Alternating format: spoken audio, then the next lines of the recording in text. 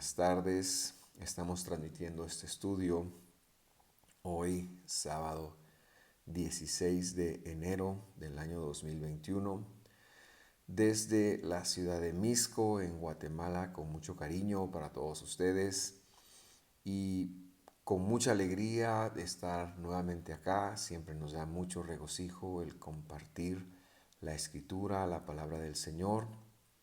Quiero recordarle que estamos transmitiendo este estudio en vivo y en simultáneo en las plataformas de YouTube y de Facebook. Pero quiero invitarle a tomar un viaje por nuestro canal de YouTube, en el cual hay listados o listas de reproducción que usted puede consultar. Tenemos más de 200 prédicas que a lo largo de los años hemos ido acumulando allí. Estoy seguro que le puede bendecir. También tenemos un listado que se llama Citas del Señor y por supuesto está el estudio que ahora estamos desarrollando. Y la verdad estamos muy contentos. Dios nos ha permitido llegar hasta acá. Hemos concluido el capítulo 4 con esa buena alegoría que Pablo hace acerca de Agar y de Sara. Y es entonces un momento importante porque se viene un tema escabroso todavía. Y yo pensé que antes de entrar de lleno en ese tema, vamos a hacer un repaso de lo que hemos visto de la carta hasta este preciso momento, ¿verdad? Porque queremos llevar los conceptos claros y los propósitos de esta carta hasta este punto. Antes de empezar entonces con el repaso, quiero decirle cuál es la cosmovisión con la cual nosotros planteamos este estudio. Seguramente será un poquito distinto a algunos que usted ha podido ver, pero quiero recordar que la teología del Nuevo Testamento, es decir, los escritores del Nuevo Testamento, cuando escribieron, hacían una teología que fue pensada en el idioma arameo, que era el idioma que hablaban Pedro, Juan, Pablo, incluso Jacob, el cual le llaman Santiago, y en fin, todos los Marcos, los escritores del Nuevo Testamento, incluido Lucas, que a pesar de ser un médico gentil, probablemente era un converso que Pablo se encontró en su camino. Esta teología en arameo se hace interpretando el hebreo del Antiguo Testamento, entonces también son idiomas hermanos y estos conceptos se traducen al griego, que son los manuscritos que nos llegan a nosotros desde donde interpretamos y desde donde compartimos este estudio. Ahora, no fue a un griego que se hablaba en Grecia, sino los teólogos le han llamado a este griego el griego koiné. Pero mucho más correcto es pensar que es un griego de Judea, es decir, es un griego eh, de Israel, es un griego judeano. Quizás para poner un ejemplo es el castellano. El castellano se habla en la mayor parte del continente americano, ahora ya se habla en casi todos los Estados Unidos de América, por supuesto de México y hasta la Patagonia, y en algunas islas del Caribe, no en todas. Sin embargo, cada país tiene su propia versión de castellano y las palabras pueden variar en muchos de estos países. Algo así es lo que estaba pasando en la provincia romana de Judea. Entonces, aunque está escrito en griego, nosotros queremos interpretar desde una cosmovisión judía. Ahora, no cualquier cosmovisión judía. Me refiero específicamente a la cosmovisión judía del primer siglo de los seguidores principales de Jesús. Me refiero desde la perspectiva de Pedro, de Juan, por supuesto de Pablo. Cualquier estudio serio del Nuevo Testamento debe incluir un pensamiento judío, con la salvedad que estos son judíos que, aparte de su legado de ser judíos, habían tenido un encuentro con el anhelado Mesías de Israel. Por eso ellos lo escriben en el Nuevo Testamento y entendemos que es el Evangelio el cual abre, interpreta las Escrituras para todas las naciones. Después de decir esto, entonces quiero empezar a hacer un repaso con cada uno de ustedes en esta tarde y estoy seguro que será muy importante recordar varios conceptos. Lo primero que quiero recordar entonces es el escritor de la carta. El escritor de la carta era un judío que había nacido en la diáspora. Nos referimos a Shaul de Tarso, que luego pasa a conocerse como Pablo, Pablo de Tarso o Saúl de Tarso. Este hombre de padres judíos, de enseñanza judía, que se formó a los pies de Gamaliel, de la línea de la casa de Hillel en Israel, una de las casas rabínicas más importantes de Jerusalén. Este hombre que se formó allí, pero que nació en Tarso, una ciudad en lo que hoy es probablemente, no sé si Siria o Turquía, pero que en ese entonces era una ciudad griega, que se hablaba griego. Perdón, este hombre aprendió, creció alrededor de gentiles y probablemente los vio amigablemente como sus vecinos, a diferencia de todos los demás apóstoles de Jesús que probablemente crecieron viendo a los romanos y a los gentiles como un invasor o como alguna forma impura de existencia.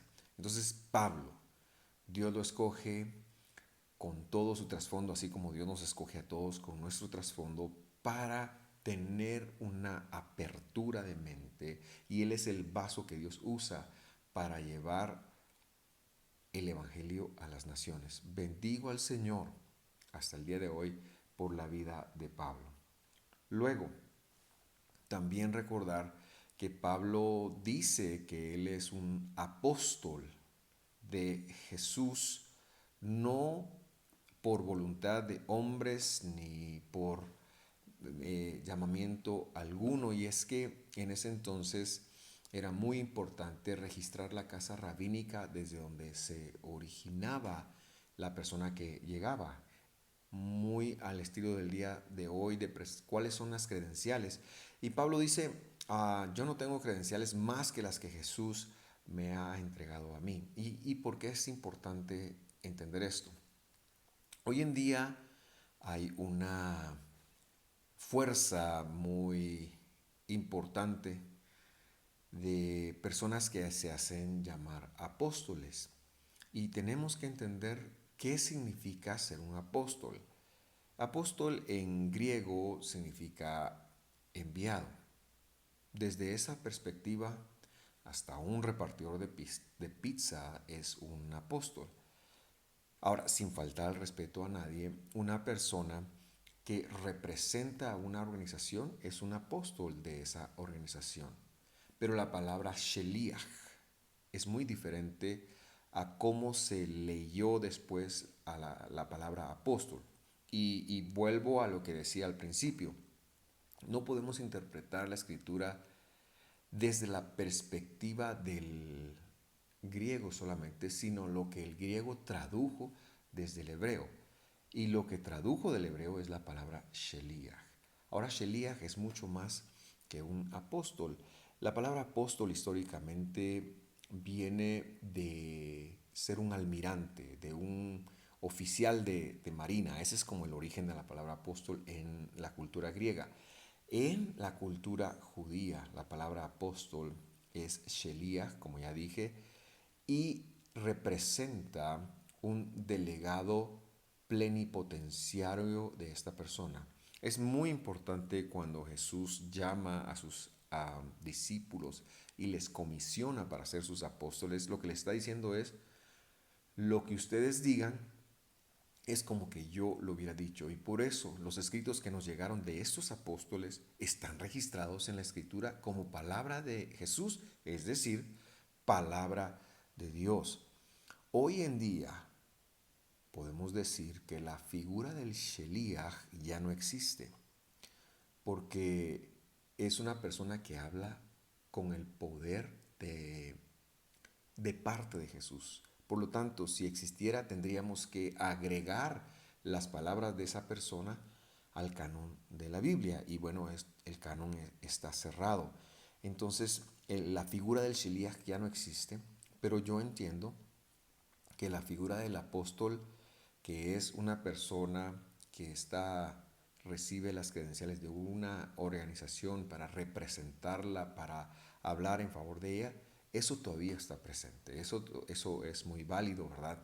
Por lo tanto, cuando vemos un apóstol que podemos pensar que es apóstol de X organización, no tenemos problema con ello, pero no podemos aceptar que exista un Sheliach o un apóstol de Jesucristo, porque entonces tendríamos que admitir que lo que él dice viene directamente de Dios mismo y, como ya dije, el canon de la escritura fue cerrado. Por lo tanto, es importante leer el primer versículo de Gálatas de la siguiente manera, y yo se lo quiero compartir. Y dice así, Gálatas 1:1.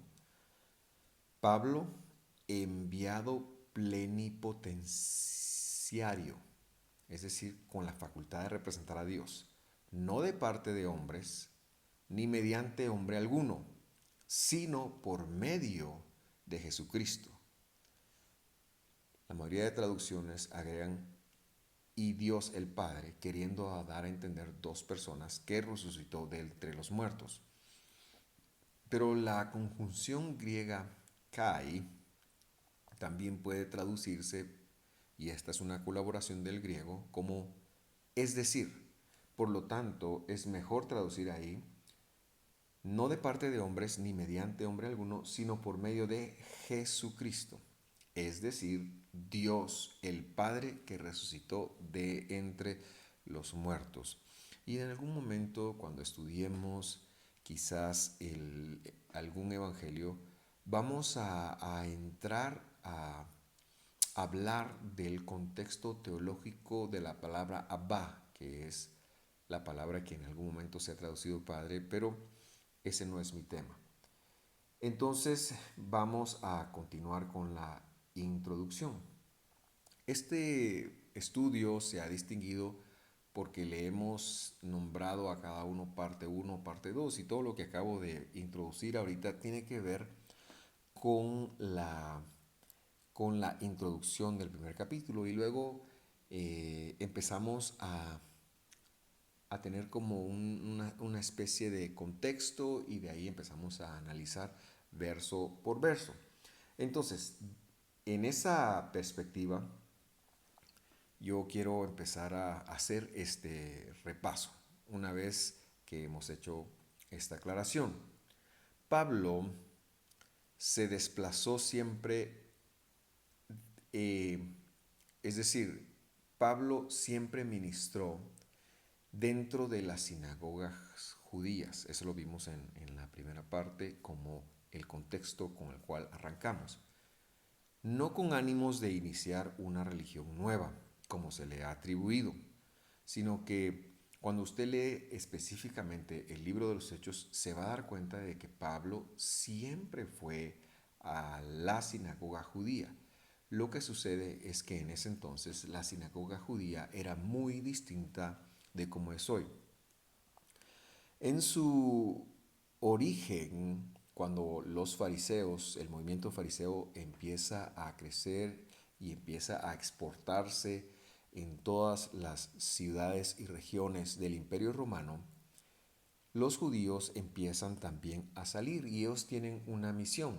En ese entonces eran muy proselitistas.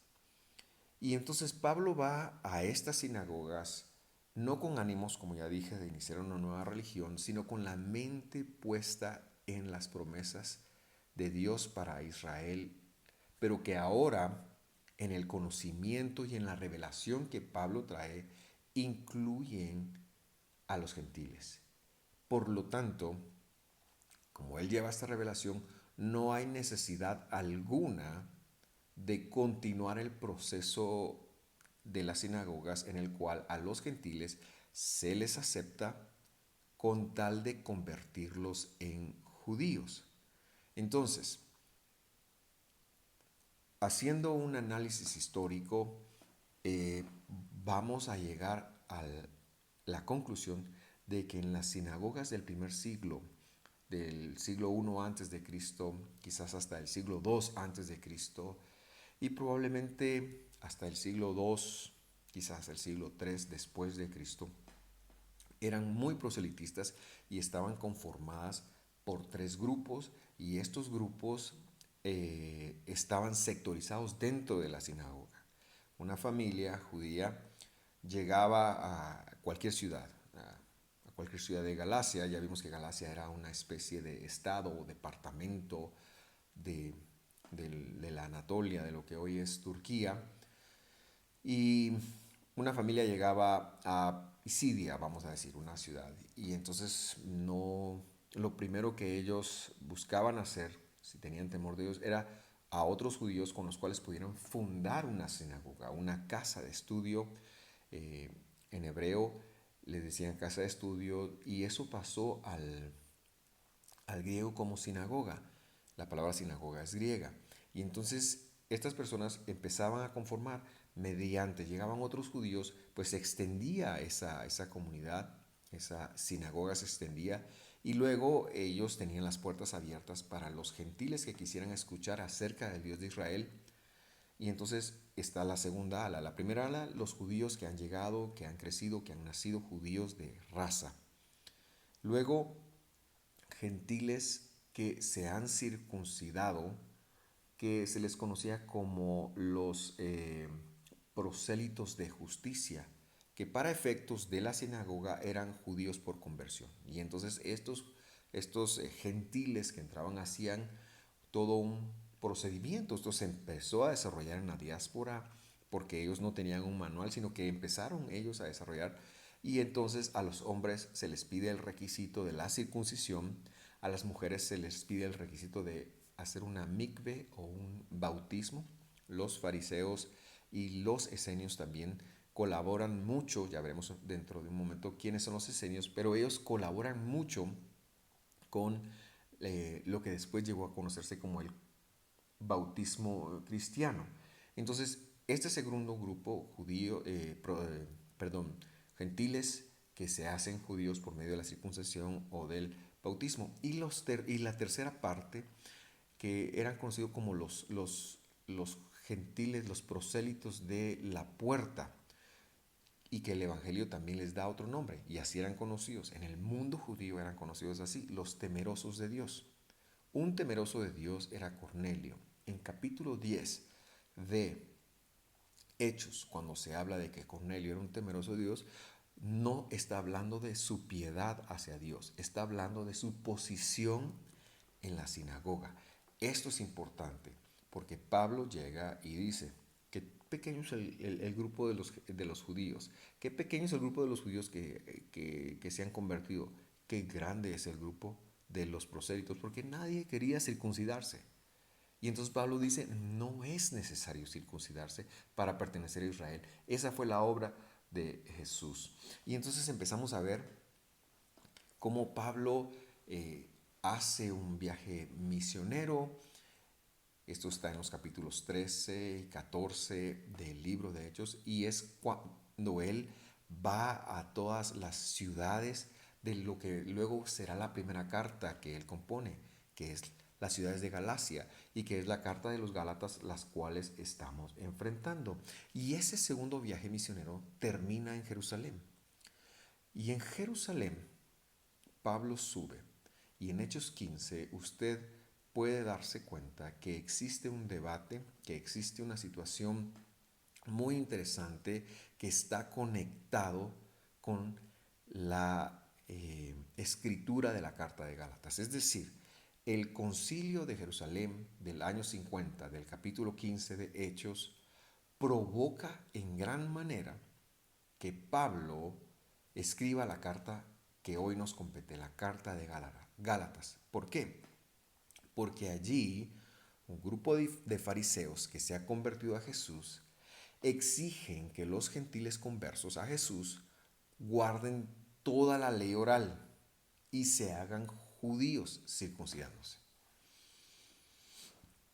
Y Pablo dice, no es necesario. La circuncisión para hacerse judíos no es necesaria. La circuncisión como mandamiento es otra cosa y tiene otro lugar. Pero Pablo aquí, en este concilio de Hechos 15, cuando usted lo lee, él dice, no, Dios por su fidelidad. La salvación es sin obras. Y en Gálatas él se va a dar el lujo de explicarlo. Y por eso es necesario entender los acuerdos del Concilio de Jerusalén, porque aclara lo que Pablo está tratando específicamente, los principales asuntos que Pablo va a tratar en la carta de Gálatas. Es decir, hay que leer Hechos 13, 14 y 15 para conectarlo con los primeros 5 capítulos de la carta de Gálatas, porque de eso se trata. El concilio de Jerusalén del 50, del capítulo 15 de Hechos, entonces tiene varios acuerdos, le voy a llamar, o varias conclusiones. En primer lugar, debemos de leerlo. Jamás de los jamases se anula la ley del Señor, ni se exime a los gentiles de entrar al cumplimiento de los mandamientos del Señor. Jacob, conocido como Santiago, pero yo prefiero decirle su nombre original, hace una legislación rabínica. Es lo que está diciendo claramente es que los gentiles no necesitan hacer todo el peso de la ley oral. La ley oral, que la expliqué en el último estudio, en el estudio número 22, y creo que también en alguno de los demás estudios, es el compendio de leyes que es mucho más amplio, de forma como los rabinos fariseos y ven que se cumple la ley del Señor, y ellos dicen, pero esto es tradición, que esto se remonta a unos legislamientos orales que Dios le dio también a Moisés. Es decir, es como se cumple, dicen ellos, la ley escrita. Pero que son dos cosas y que Pablo desarticula también en el final del capítulo 4 de Gálatas. Entonces, Pablo dice, perdón, Jacob dice que no es necesario que los gentiles cumplan con la ley oral, es decir, que se circunciden con el propósito de ser judíos, sino que cuando un gentil se convierte a Jesús, tiene que hacer tres cosas. Número uno, tiene que apartarse de la idolatría. Número dos, tiene que apartarse de la inmoralidad sexual.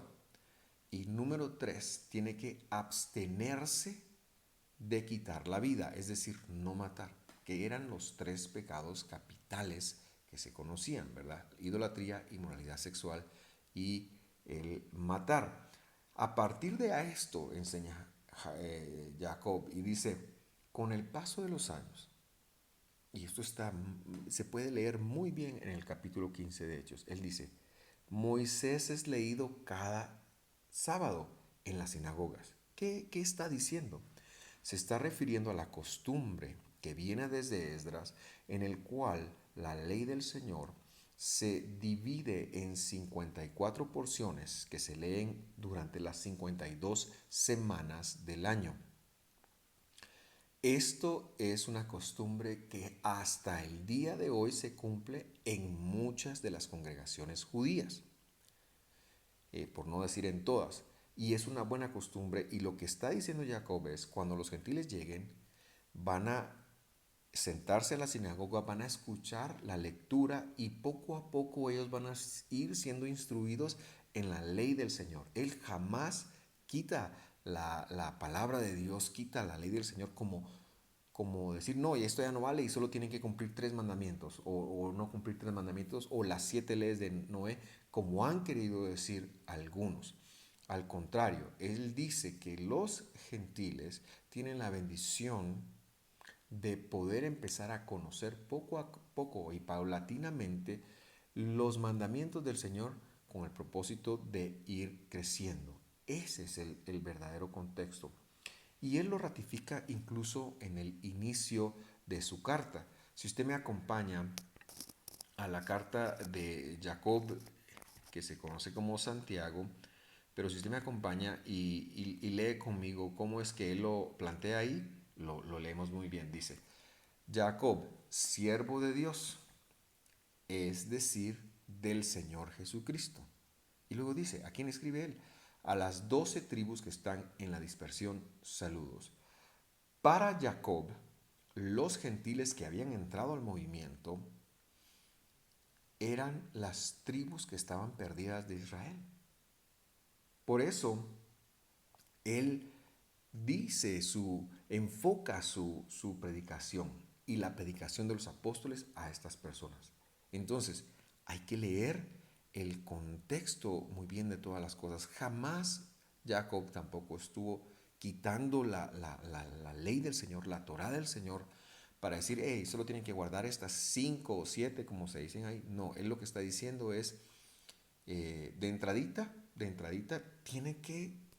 si tiene 10 matrimonios, tiene que eh, ordenarse con eso. Si ha matado, no podemos matar. No, eso no va en esta comunidad. Y luego la idolatría, que quizás era uno de los problemas más grandes para los gentiles del primer siglo, ¿verdad? Que ponían su confianza, pues sí oraban a Dios, pero ponían su confianza en otras cosas. E incluso hasta el día de hoy en la iglesia del Señor vemos cómo se tienen amuletos. Lo que pasa es que los amuletos ahora son cristianos, pero que realmente uno piensa que va a hacer mover a Dios con haciendo tal o creyendo tal o haciendo tal cosa, cuando podemos confiar en la fidelidad de Dios y en sus propósitos. A partir de esto, entonces empezamos ya a leer la carta y empezamos a ver cosas muy interesantes. Por ejemplo, en el capítulo 1 del versículo 3 al 11 vimos el concepto de lo que es evangelio. ¿Qué es el evangelio? Evangelio es el anuncio de aquel que es bueno. Nos lo han traducido como buenas nuevas. Pero el evangelio en su sentido más profundo es anunciar a aquel que es bueno. ¿Y quién es el bueno? Jesús. Quiere decir que Dios tomó forma de hombre y vino por nosotros. Por eso nosotros implicamos todo el Nuevo Testamento como sinónimo del Evangelio, que es el anuncio de aquel que es bueno, que es Jesús, y la explicación correcta de la Torá. Jamás la anulación de la Torá, sino la explicación de cómo Dios veía su Torá y cómo quizás en muchas corrientes de ese momento pues lo habían interpretado de otra manera. Los versículos 10 y 12 también los aprovechamos para tratar el tema de lo que en griego se dice Christos y que pasó al castellano como Cristo. Cristo no es un nombre de Dios, es un título que viene del hebreo Mashiach. Y Mashiach quiere decir aquel en el cual está la unción para un propósito específico, en este caso para salvación. Explicamos ahí un poquito el origen fariseo porque el concepto de Mashiach como tal, o del Cristo como tal, no está en la Biblia, sino que es un legado importante y positivo del fariseísmo que nos dice que el Mashiach o el Mesías, el Cristo, es un libertador que va a venir. Ellos lo vieron, lo llegaron a ver porque la revelación no les alcanzó para más como un líder político que venía a libertarlos de Roma. Pero abre las puertas para lo que Pablo después va a explicar y que Jesús mismo explicó. Dios tomó forma de hombre y vino a quitar el pecado del mundo, ¿verdad? Y ahí va a encontrar un par de ejemplos usted sobre lo que es la visión mesiánica, especialmente desde el Antiguo Testamento, como en Abraham e Isaac, y en la profecía, por ejemplo, que Balaam dio allá en Números. Pero hay un punto muy importante ahí, y es que eh, con el exilio babilónico, cuando los de la tribu de Judá regresan con el idioma arameo. El hebreo se pierde y el arameo es entonces el idioma en donde, número uno, se hace teología, pero también se traduce la Biblia a este idioma. Es decir, se traduce el- los profetas, los salmos, la ley del Señor, el Pentateuco, pero esta traducción, más que una traducción literal, es una traducción explicativa y esa fue la Biblia de Jesús. Se conoce como Targum, Targum. Y esa traducción realmente trae una luz impresionante y habla del Mesías mucho más que cualquier otra Biblia. Lamentablemente no hay una traducción ni al castellano ni al inglés. El Targum sigue estando en arameo, así que ahí tenemos mucho espacio para crecer. Em, Luego, también aprovechando los versículos del 13 al 15, vimos un poco del concilio de Jerusalén, volvimos un poco al concilio de Jerusalén y vimos que hay una palabra muy mal interpretada, sobre todo 20 siglos, 21 siglos después, como es la palabra judío. Cuando la Biblia dice judío, especialmente el Nuevo Testamento, ¿a qué se refiere? Un judío puede ser un descendiente de Judá, un judío puede ser alguien que vivía en Judea sin importar et- su etnia, etnicidad, su etnia. Eh, un judío puede ser un converso a la religión del Dios de Israel. Pero, ¿qué era un judío realmente cuando hablamos de religión? No es que el judaísmo existía como religión, sino que la fe de Israel estaba segmentada en distintos grupos que todos tienen una forma distinta de pensar, una forma distinta de ver las cosas y que eran como las ramas de fe que en ese momento operaban.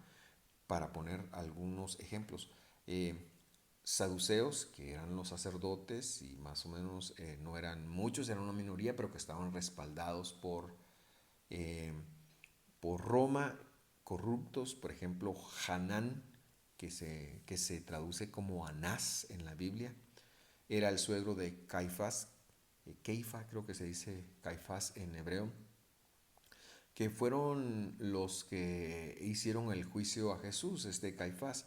Bueno, este Hanán compró por dinero el sacerdocio al, al encargado romano. Entonces no eran ni siquiera levitas, ¿verdad? Estos eran los saduceos.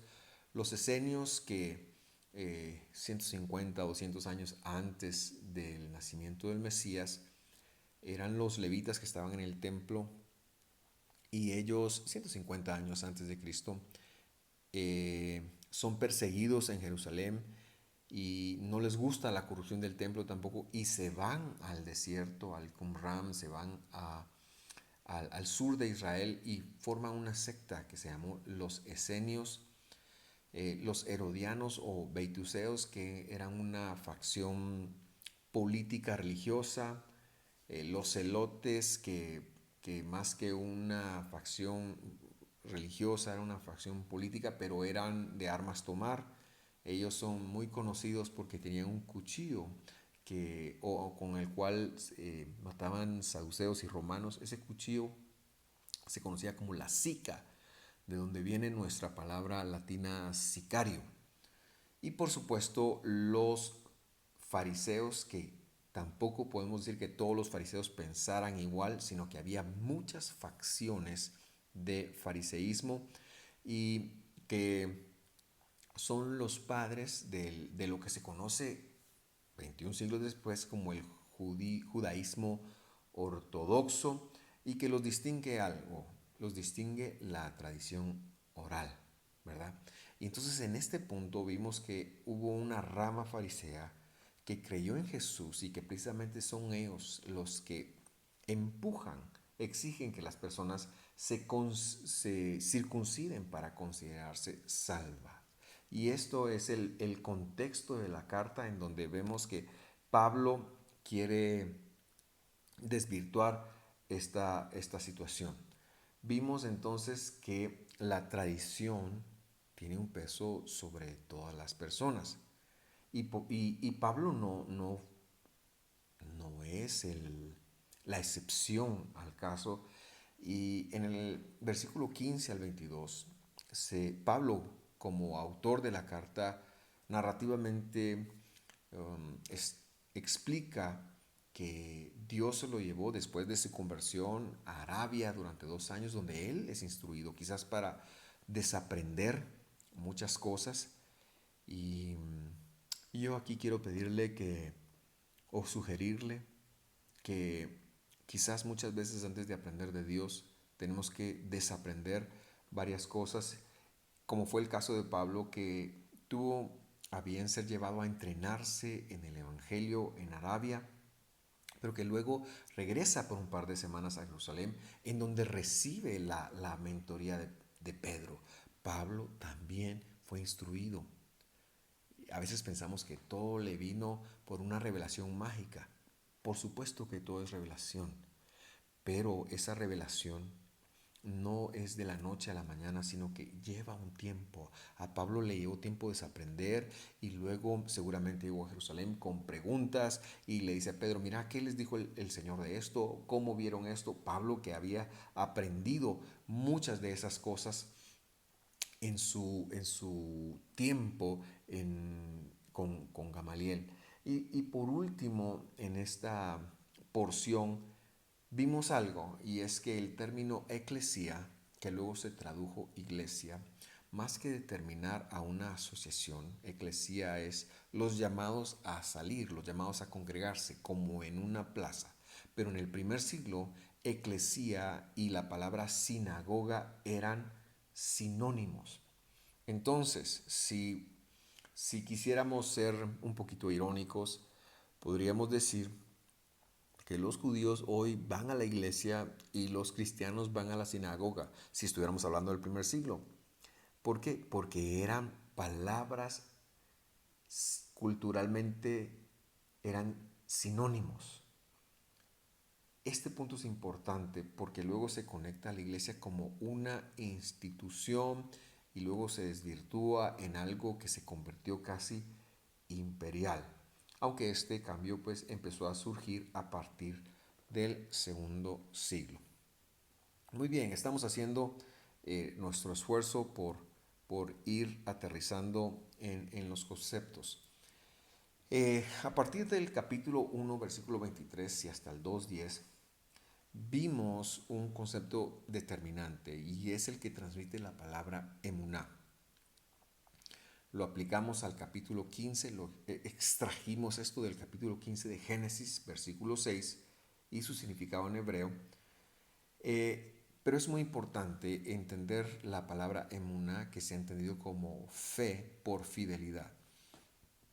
Y aquí hacer una salvedad bastante importante. La fe es humana, es decir, es mi habilidad de creer. Pero la Biblia no habla de esa fe. La Biblia habla de fidelidad. Cuando usted en el Nuevo Testamento encuentre la palabra fe, es una cualidad divina, la capacidad de Dios de ser inmutablemente bueno. Es decir, Dios es inmutable, no cambia. Él es bueno, solo es bueno, y su fidelidad para con nosotros. Él es fiel a sus promesas. Y vimos también en este punto cómo los creyentes del primer siglo, los creyentes de Gálatas, manejaron las ofrendas en las congregaciones primitivas, No voy a entrar a discutir eso, pero usted puede verlo si así quisiera en el estudio parte 9.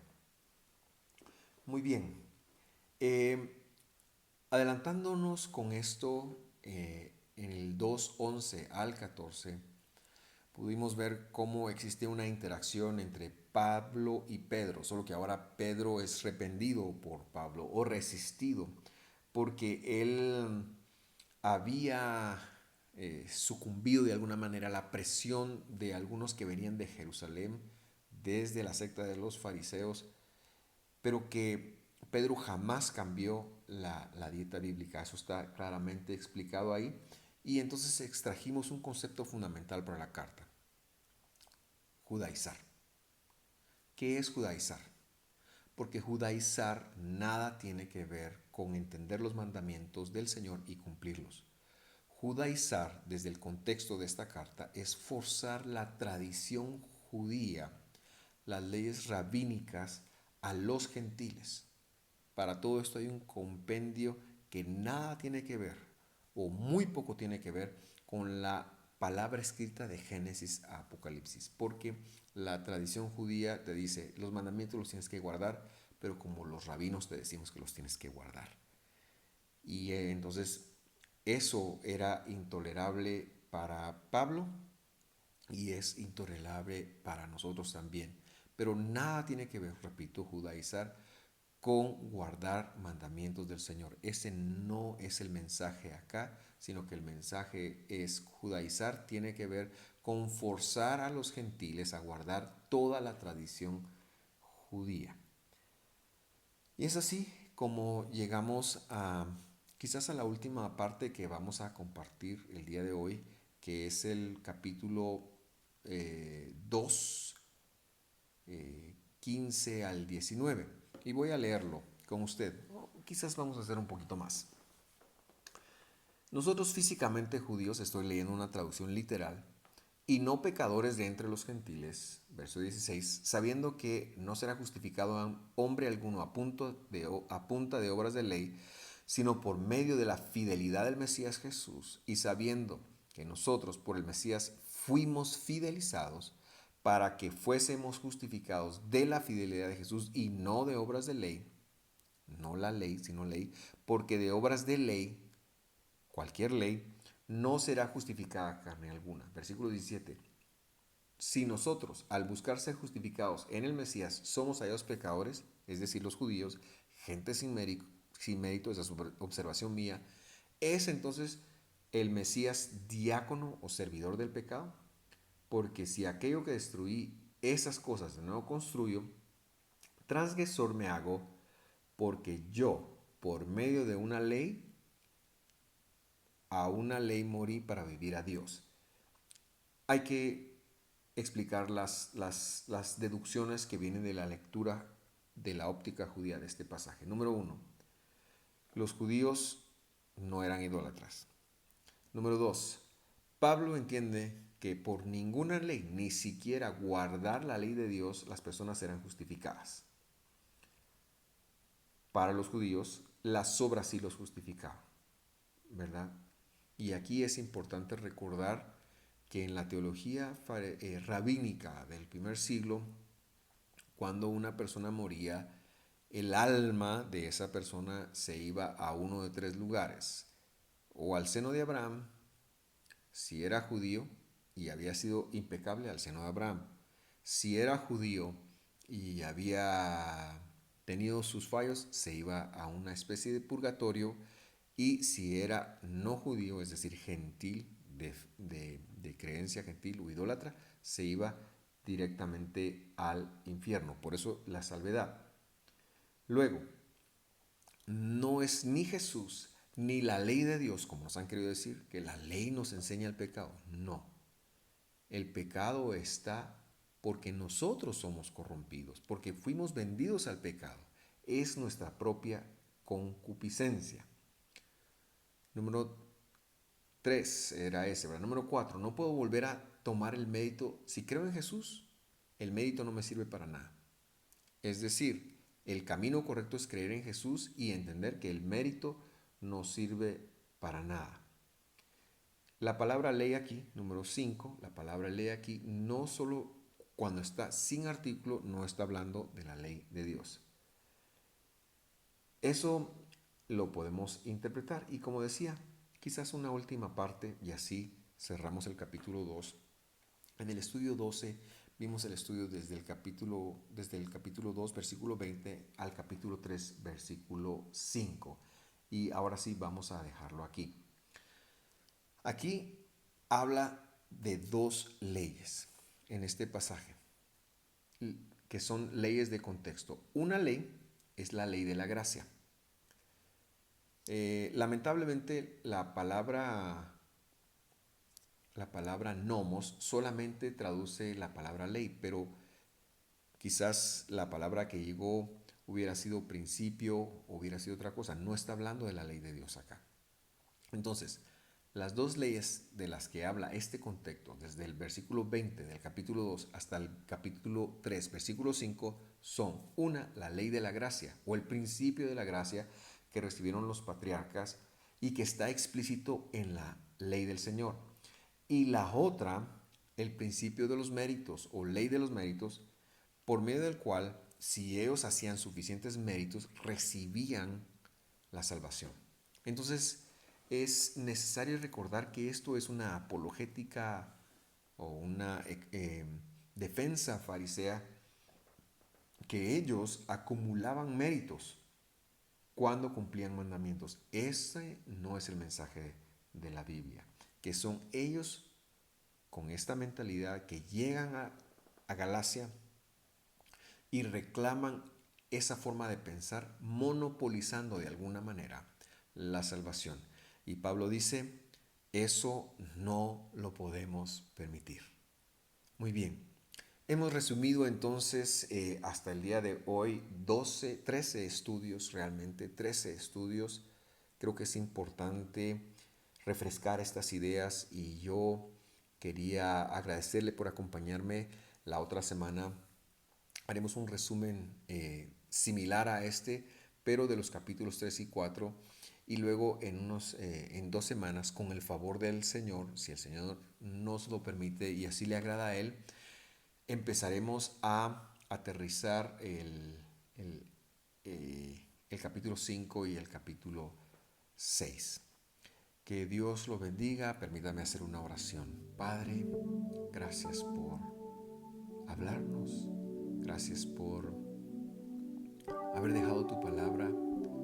Yo te pido por cada persona que ahora me ve, que tú les bendigas, que tengas a bien eh, estar con ellos, bendecirles, levantarles, sobre todo que te reveles, que abras los ojos de nuestro entendimiento, que sigas abriendo los ojos de nuestro entendimiento para creer, para tomar tus principios y para vivir una vida esforzada.